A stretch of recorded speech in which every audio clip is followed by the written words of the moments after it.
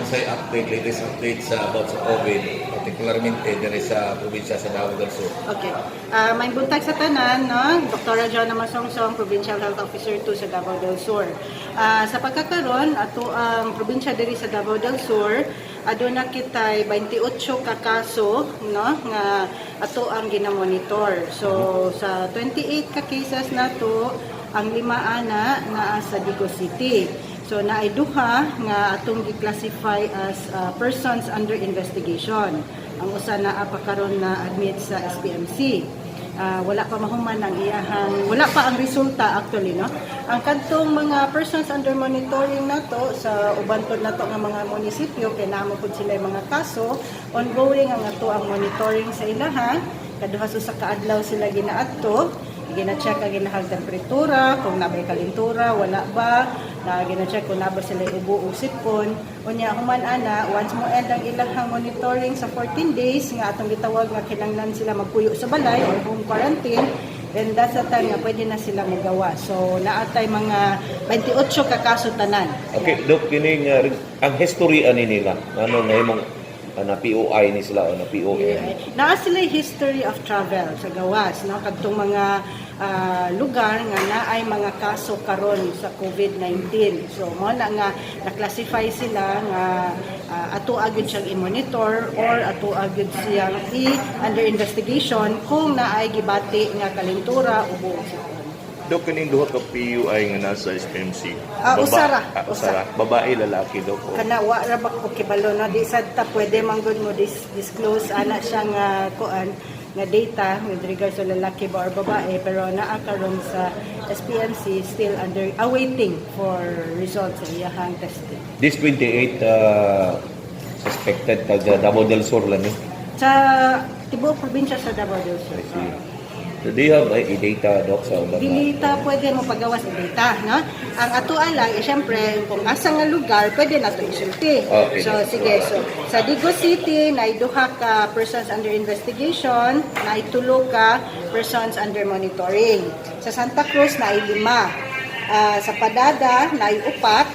Sulok, naay 5. Sa Hagonoy, naay 7. Ug sa Kiblawan, naay 2. Dok, kini ba nga virus COVID-19, Dok?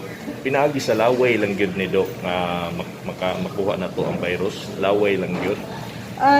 Not dili siya necessary nga laway. Ang tulo manggod ka pa maagi nga pwede na to makuha ang virus, no? Number 1 is katong contact, direct contact nga kanang ang pasyente nga imuhang gigalam na ay sakit ani nga COVID, no? Ikaduha is katong droplets, pwede siya nga sa pag-ubo, pag-hatching, pwede na to siya makuha.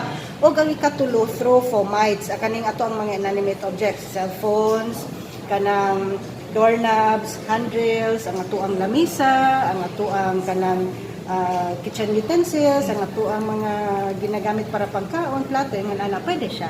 Then, ang tendency mang good is, atong magunitan, di tamang hugas og tarong, magunit sa tas atong naong, madinha. Sa mga pagkaon, Dok, na ba yung mga pagkaon yung mapalikay taan nga virus nga di dayon ta matakba? Nutritious food lang, no? Katog yung atong gihimo nga balanse nga pagkaon, gulay, naay prutas, naay kanang karne, isda bakaha, no? Manok pwede na sila na as long as nutritious ang mga gipangkaon nato. So as much as possible sad, ang importante nga ato ang pagkaon luto gid siya og sakto, no? Dili advisable nga mukaon tag hilaw or kanang kanang kinilaw, mga ingon na ang maayo is tuon gyud natog sakto ang pagkaon kay para sigurado ta nga ug naa man gani kagaw dili ra man actually COVID, no? Daghan pa mga kagaw nga pwede na to makuha sa pagkaon nga mamatay na sila o dili ta maiguan yung mga sakitan. Doon ay usa ka gigawa sa social media nga doktor na nagtuon sa nasod. Ang pinakadali kuno nga pag-ila nga kini posibleng may COVID ka. Ang hilanat nimo o ang pag-ubo ug sipon nimo kanang wala kuno kay plima. Actually, ang klase sa ubo manggod nga naa nato nga kani nga klase nga sakit is uga nga klase nga ubo, no? Uga nga klase. So wala dili siya plimahon nga klase. Kanisang paghatching-hatching na to dili nga katong magtulo bitaw nga to ang sipon bitaw. Kanag yung murag gyud siya og allergy or kanang trangkaso. Mga ingon ana nga mga klase. Ang kalintura abot siya 38 kung sobra na gid gani di na pod gid na siya viral nga infection base na nagikagaw nga nisulod anak nga manang hinungdan nga tag-as na kayang kalinturan. Ay, si tinuod din. Dok, kanang itawag na itong contact tracing, Dok. Kung naapa sa PUI ang isa ka pasyente, o pasabot wala kay contact tracing nga paabot, himoon, o paabot pa si sulta. Yes, mag-contact tracing lang ta kung mo positive siya. Kung mo turn out nga ang confirmatory test na to positive ang pasyente, that's the time nga mag-contact tracing ta.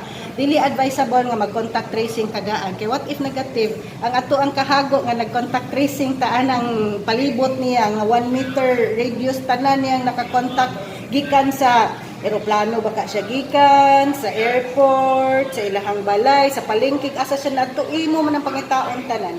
So unless mo turn out positive, mo na siyang time nga mag-contact tracing na ta. Kung dili pa mo wapay resulta, di lang sa ta mag-contact tracing. Generally speaking, Dok, sa side sa health karon nato, for public consumption, ang ibang ikabalaka sa katawhan o sa may sitwasyon nga dapat i-adapt sa mga tao karon. Okay. Sa pagkakaroon yun, no, ang ato lang yung ipahibalo sa tanan, dili ta angay mo panic, okay? Number one yun na siya, kalma lang ta, kay tungod, number one, kani nga kagaw, although naani siya sa uban, wala di diri sa ato ang probinsya, no? Sa pagkakaroon na pabilin ta nga wala tay kaso nga nagpositibo diri sa probinsya. Ikaduha, sama sa ubang sakit, no? Pwede man gyud nato siya mapreventahan. So ato ta modagan sa unsaon nato pagprebenta ning mga klase nga mga sakit nga dili ta matakdan o di ta maigo. Number uno gyud is ang pagpanglimpyo gyud nato upang panghugas nato sa atong mga kamot gamit ang tubig ug sabon. Kung wala man gani tubig ug sabon, then mo adto ta nga mogamit ta og alcohol or hand sanitizer or hand rub. Amo na siya. Ikaduha, syempre, mag-practice ta nga kung naamgay tay ubo, naamgay tay sipon, kung hatching man gani tag muubo ta, ato yung tabunan ang ato ang paghatching o ato ang pag-ubo gamit ang kaning disposable kanang tissue, no? Gamiton nato ang tissue kay para ni gumagamit, ilabay gay nato dito sa basurahan nga naay tabon. Pwede man sa tamo gamit og panyo pero atong labhan dayon ining kahuman, no? Kay pwede man nato nga diha mo diha nga mo pilit ang kagaw. Kung dili man gani wa man gani ta ana, pwede nga kaning ato ang sleeves atong ikuan atong tabunan para dili lang ta motakod or ang kaning sakwilyo nato atong iana para muubota or muhatching ta kay para dili sa gihapon mo spread ang kagaw na ara sa ato ang lawas dapit. Gawas anang atong gitawag nga respiratory o cough etiquette, pwede sad ta nga kadtong magkuanta. Social distancing, no? So kani magpalayo ta at least 1 meter apart. Karon ang ilahang gi-recommend is at least 2 meters apart na gyud ang social distancing. Dili lang ta magpaduol kay in kaso lang ug wala ta gigamit nga mga protection, dili maayo ato ang panglawas ug muubutag mo sipon niya duol ra kaayo pwede kay niya makuha ang kagaw nga naa sa atoa. Or siya man gani nga nakigstorya sa atoa, pwede kitang matakdan sa kagaw nga naa niya. Kung manggani wala tay gibati, maayo ra atong pamati, healthy ra ato ang lawas, no? Dili gid siya advisable nga mag face mask ta. Labi na karong panahon nga wa na gyud tay mapalit nga face mask. So ang atoa lang is syempre as much as possible mogamit lang ta og face mask kung naa tay gibati nga sakit, ubo, kalintura, sipon or nagduol ta og pasyente nga naay posibilidad nga naa siya aning sakita. And especially ang pinaka-importante na to atong priority ang ato ang healthcare workers labi na din sa hospital kay sila ang nagagalam sa mga pasyente, dili lang COVID nga pasyente, tanan pasyente nga pwede kay silang matakdan.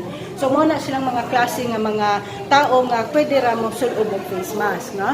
Kaning atoa is preventive measure lang ni ato ang ginasulob nga face mask kay para di ta makatakod ug di po ta matakdan. Dok, singit lang ako, katong gingon ni mga 28 niya mga imbestigahan sa Davao del Sur. Asa sila karon daw? Naa sila ang mga panimalay kay kaning persons under monitoring ideally kuan man gini siya home quarantine gini siya. So magpuyo silang panimalay, dili sila advice nga mogawas-gawas, naalay mo adto sa ilaha nga magmonitor. Kada adlaw, kada sa kadlaw hantod mahuman ang 14 ka adlaw nga monitoring.